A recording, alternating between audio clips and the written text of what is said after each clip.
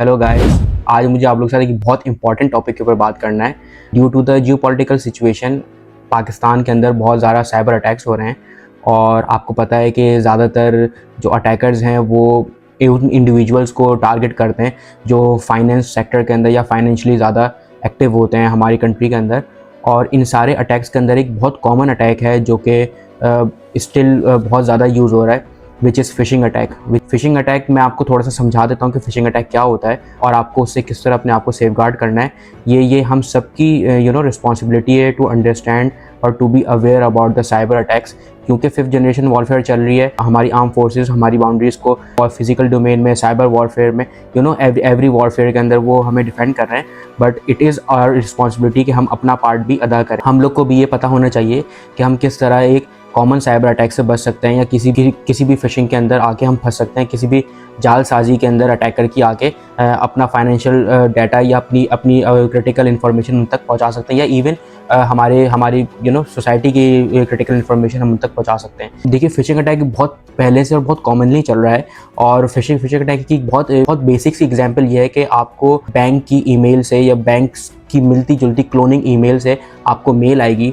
Let's say कि वो आपको बोलेंगे कि आपका अकाउंट ब्लॉक कर दिया गया है, आप इसको पासवर्ड रीसेट कर लें। और वो ईमेल जो होगी वो बाज़ दफ़ा बिल्कुल सिमिलर होती है और बाज़ दफ़ा थोड़े से उसके अंदर चेंजेस होते हैं, जिससे आप उसको आइडेंटिफाई कर सकते हैं कि एक फिशिंग ईमेल है।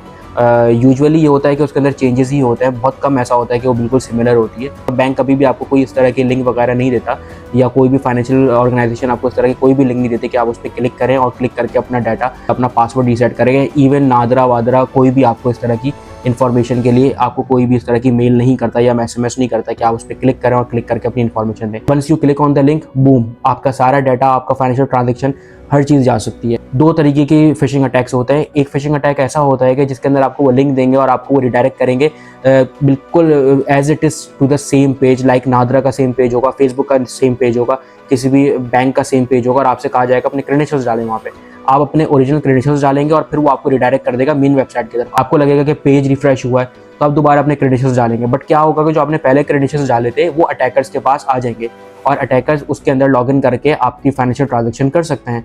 Similarly to other data, let's say कि अगर उन्होंने आपको फिशिंग अटैक करा और उसके थ्रू आपके फ़ोन के अंदर या आपके सिस्टम के अंदर कोई मेलवेयर इंजेक्ट कर दिया है और उसके थ्रू वो एक कनेक्शन बिल्डअप कर लेंगे, रिवर्स शेल लगा लेंगे या कोई C2 क्रिएट कर लेंगे, जिसके थ्रू वो आपके सिस्टम को कंट्रोल कर रहे होंगे, आपका माइक्रोफोन यूज़ कर रहे होंगे। आप किसी ऐसी क्रिटिकल जियोग्राफिकल लोकेशन के ऊपर रहते हों जो जियोग्राफिकली और हमारी कंट्री के लिए थोड़ी सी सेंसिटिव लोकेशंस होती हैं, वहाँ के लोगों को ज़्यादा टारगेट करते हैं इस तरह के लोग होते हैं, ताकि उनके पास हमारी कंट्री का ज़्यादा से ज़्यादा डाटा है। तो किसी भी ऐसे लिंक के ऊपर या किसी